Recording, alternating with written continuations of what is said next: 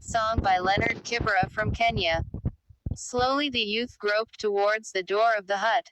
He crawled weakly on his knees and elbows. The pain in his spine and stomach rapidly gathered violence. Suddenly, from his navel tore into his body, and for one short tormenting moment, he was paralyzed. Then the pain disappeared. It vanished with the same fury of onslaught, left him cold with sweat, left no other mark really, as if it had never been, or but he knew it had only recoiled for another attack. Once more, he gave on the fight, let go his chin and hit his forehead on the dirt of the flea-ridden floor. He did not know what time it was, but he was hungry. Not that time ever mattered. In the gloom of his eternal night, such things as time, day, or beauty, had no meaning. Flat and almost imperceptible, they were for him impossible and lay beyond the bitter limits of darkness. His world only responded to what he could feel and hear and run away from. For it seemed to Bain now, as he slumped his youth in horror under the weight of closing death, that his short life had been one of retreat. Crawling away on his lameness, he tackled the world around him negatively and never hit back. He thought about his new life away from the streets of the city. His brother, a preacher, had picked him up there, bringing him to this hut which felt so serene, so suspicious. It was not just the lack of the urban ruggedness and noise, or the quick footsteps of busy people prancing away fiddly to business he never understood, but who would occasionally answer his plea to keep him alive with a drop of copper in his hat. It was just the feel of the air and wind whizzing through the trees around his new confinement. He could tell that there was meaning in his brother's silence of late, something strange and yet perhaps well-intentioned in his voice when he spoke. He could tell it too, when his brother repeatedly said, "I rescued you from that barbaric city so that you can see the light of God." Quote. Somehow, however, he did recall the city with a kind of nostalgia. Not that he really knew it. In fact, he had earned his living on one street, only retiring to the back lane when the street became deserted. But the street had come mean his life. It is true that he could not tell how long, how wide, how beautiful, how big it was. These were things which would not matter. He had become used to the talk of bright weather, lovely morning, or beautiful sunset, small talk which he could never share. Pedestrians would sing to the blue sky, whistle to the gay morning as their footsteps sang their way down the pavement, and this would taunt him. Still, he would be happy.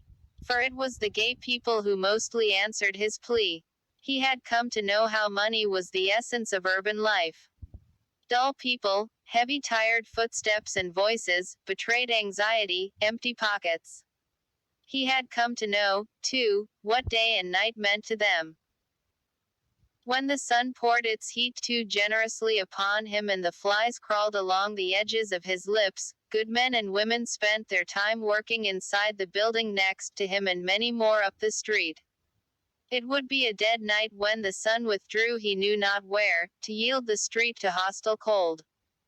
He would then steal the back lane, unsheltered but undisturbed, to surrender his vulnerability to sleep and, occasionally, the basest of thieves. From somewhere at the top of the building, the night would burst alive with drums beating strange rhythms that tempted him. Voices would sing, bottles would crack, and men would curse. This, he knew, should not worry him. It was only the voices of the good men and women turned drunk in the refuge of the night brothel after a hard day's work. It was also the turned pimps and whores galore to smile their way into the good men's pockets after a hard day's rest, scratching one another's faces in the process. He never knew why they were considered so bad. The good men and women woke up when the sun's warm rays pushed out of his back lane the reluctant cold of dawn. The whores and pimps went to their own beds then, so what? In a way he thought of the men with that curious envy of the ignorant. He remembered having once asked his brother how old he was. He had been told 14. For all he knew, Bain could be much older. He could not tell, did it matter? But his brother must have been married around his own age. And yet he himself would never be able to reach out his hand in fulfillment of his life in the same way. He could only yearn impotently beyond the reach of darkness and lameness. At such times when bitter self-pity overcame him, he thought of his own light and then he would smile broadly and bravely. Take this medicine. It was his brother's wife, Sarah. Breaking into the hut slowly and tenderly, she raised his head and put the cup to his mouth. The bitter fluid explored down his throat and another attack of pain tore through his stomach. You will be all right soon, Sarah said. God will be good to you. He knew she did not hold out much hope for him. She withdrew after laying him on the bed to which he had tried to accustom himself since being rescued from the hard pavement. Heavier footsteps told him that his brother, Ezekiel, had come in. He sat on his bed. No one spoke for a long time. He himself could not be expected to start a conversation. All his life he had been speaking to himself in his thoughts and for a long time on the street, except for his mechanical plea of, yes. He had no one to address but himself. Now, if anyone spoke to him, he could only carry the subject on a line of uncommunicative thought in his own mind. Bain, do you believe in God? Ezekiel asked. He saw no reason why his brother should ask him this, he only answered to himself. I don't know. I don't think it matters. He remembered their religious mother who was now long dead. She used to say that all men were one stream, one flow through the rocks of life. Twisting and turning the pebbles, they would get dirty in the muddy earth. They cried in the falls and whirlpools of life, laughed and sang when the flow was smooth and undisturbed. And while some cried and whirled in the potholes of life's valley, others laughed triumph elsewhere. But it seemed to Bain that he was not only crying. He was not even a part of that stream whose waters branched out into a narrow valley towards the heavenly pool. He was hot, even flowing down the wide gulf into the eternal deluge and chaos of Satan's burning sea. No, he was like the bitter liquid in his own throat, not the good water. He saw no reason why he should believe in God. God gives us everything, he had often heard. But did he? God is white cleanliness, eternal light. But what was that cleanliness? What did light mean to a blind man? Did not his life contain a darkness, a blackness no one would understand? Did the Christmas morning procession of good men and women in the city mean anything more to him than that the generous in yesterday's mean men would be evoked, meaning more money for his hat? As they sang and whistled the carol and hallelujah down the morning street, as they got drunk and cursed at one another earlier than usual, he felt he did not belong and they had forgotten him. But had they ever remembered or ever actually noticed him? True, they would pray for him as a matter of course and drop him a coin. But instead of bringing the knowledge of Christ to him, much as he wished that he should be left alone, some good Christian men and women would once again curse, call him able-bodied, only crippled more every day by the idleness of leisurely begging. He could tell this, too, in the way the authority in the city handled him. It sometimes surprised him that the big vehicle which emptied the dustbin had never swept him away in the raucous noise.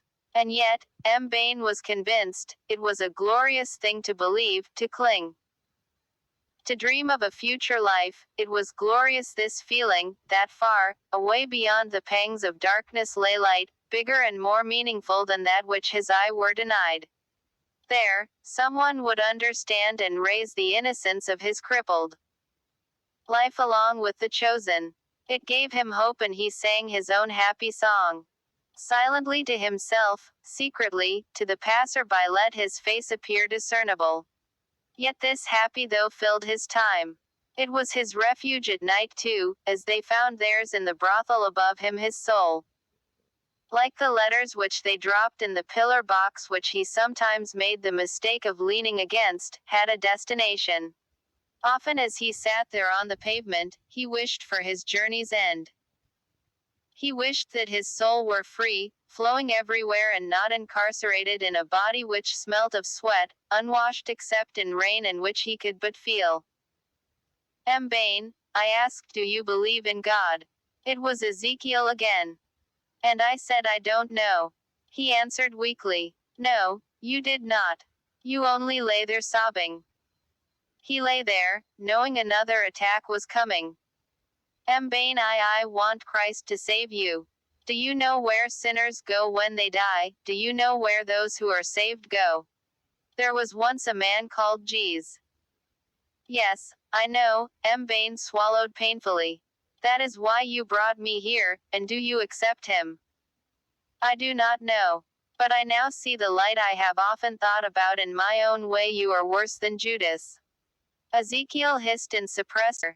Will you never stop thinking about your God even in your die, in this hour? I want you to be baptized. He had become more calm now and he smiled distantly. Ezekiel saw it was hopeless to go on. Still, he would never give his brother to the devil. Bain, will you not follow the way of good men and women? His strength waned fast. There was no pain, only weakness. Then his head jerked down to the bed. Ezekiel bent down and touched the cold forehead with a shaking hand. He is gone, he said aloud to himself. Yes, he is gone, Sarah whispered. And he was smiling, he said, looking round at his wife. Yes, he was smiling. By Hargreaves Hardens.